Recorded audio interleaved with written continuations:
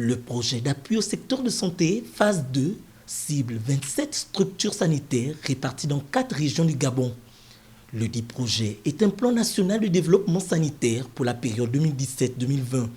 L'ambition de la coordination du PAS 2 est de trouver des voies et moyens pour permettre l'installation et le maintien des personnels de santé en zone rurale.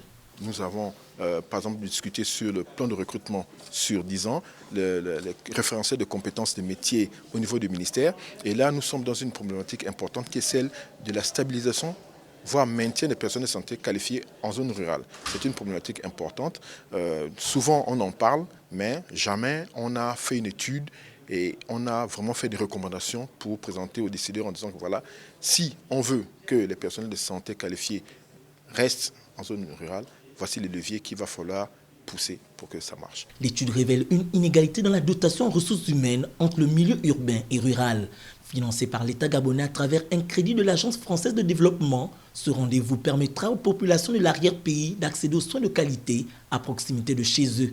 Si et seulement si les différentes recommandations retenues sont prises en compte. Pour installer le personnel de santé en zone rurale, il faut l'ensemble des structures de base, l'ensemble des services de base, l'éducation, la santé, l'administration, ainsi de suite, le logement, qui puissent accompagner donc l'installation des personnels de santé en zone rurale. Donc il ne faut pas voir la chose de façon isolée au seul ministère de la Santé.